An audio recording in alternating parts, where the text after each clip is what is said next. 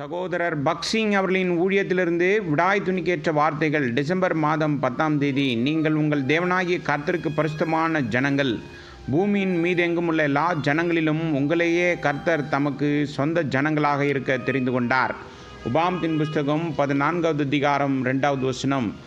தேவன் தனது பரிபூர்ணத்தை அவரது சபையின் மூலமாக இறுதியாக வெளிப்படுத்துகிறார். எபேசியருக்கு நிருபம் 1வது அதிகாரம் 23வது வசனம். அதை தேவ தூதர்கள் மூலமாகவோ அல்லது மற்ற பரலோக மனிதர்கள் மூலமாகவோ வெளிப்படுத்த முடியாது. அதுபோலவே தேவனுடைய அனந்த ஞானம், தேவனுடைய மகிமை, தேவனுடைய வல்லமை, தேவனுடைய ஜீவன், தேவனுடைய கிருபை மற்றும் அவரது நோக்கம் ஆகியவற்றை அவருடைய சபையின் மூலமாக வெளிப்படுத்தப்படுகிறது. இதனால்தான் சபை அவருக்கு மிகவும் விலையேற பெற்றது. நாம் சபையின் ஒரு அங்கமாக இருக்க வேண்டும் என்று அவர் விரும்புகிறார். மேலும் அவர் நம்மை சபையின் ஒரு அங்கமாக மாற்ற எல்லா வழிகளையும் பயன்படுத்துகிறார்.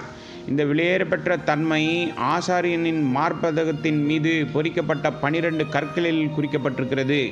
அவைகளின் வரிசை இஸ்ரவேலின் 12 கோத்திர பெயர்களுடன் பொறிக்கப்பட்டுள்ளதை பார்க்கின்றோம். அவர்கள் எகிப்திலிருந்து கானானுக்கு பயணம் செய்யும் போதெல்லாம் இந்த ஒழுங்கு அவர்களிடையே கடைபிடிக்கப்பட்டது. ஒழுங்கு இப்படியாக காணப்பட்டது. யூதா, இசகார் மற்றும் செபுலோன் கோத்திரங்கள் கிழக்கு பக்கத்தில் முகாமிட வேண்டி காணப்பட்டது.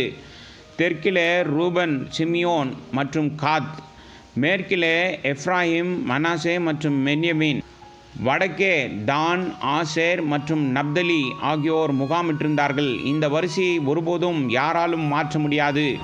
மேலும் நாம் தேவனுடைய இருதயத்திற்கு மிக அருகில் இருக்க வேண்டுமானால் நமக்கு தேவையான 12 ஆவிக்குரிய அனுபவங்களின் வரிசையை இது வெளிப்படுத்தி காண்பிக்கிறது. பின்னும் நீ 2 கோமேத கற்களை எடுத்து இஸ்ரவேல் புத்திரரின் நாமங்களை அவைகளில் வெட்டுவாயாக. அவர்கள் பிறந்த வரிசையின்படியே அவர்களுடைய நாமங்களில் 6 நாமங்கள் ஒரு கல்லிலும் மற்ற 6 நாமங்கள் மறுக்கல்லிலும் இருக்க வேண்டும். யாத்ராமத்தின் புஸ்தகம் 28வது அதிகாரம் 9 மற்றும் 10வது வசனங்கள். அவர்கள் எந்த மனித தகுதிகளாலும் ஆளப்படவில்லை என்பதை அவர் காட்டினார். மனிதன் வெளிப்புற தோற்றத்தை பார்க்கின்றான், ஆனால் தேவன் இருதயத்தை பார்க்கிறார். 1 சாமுவேல் புஸ்தகம் 16வது அதிகாரம் 7வது வசனம்.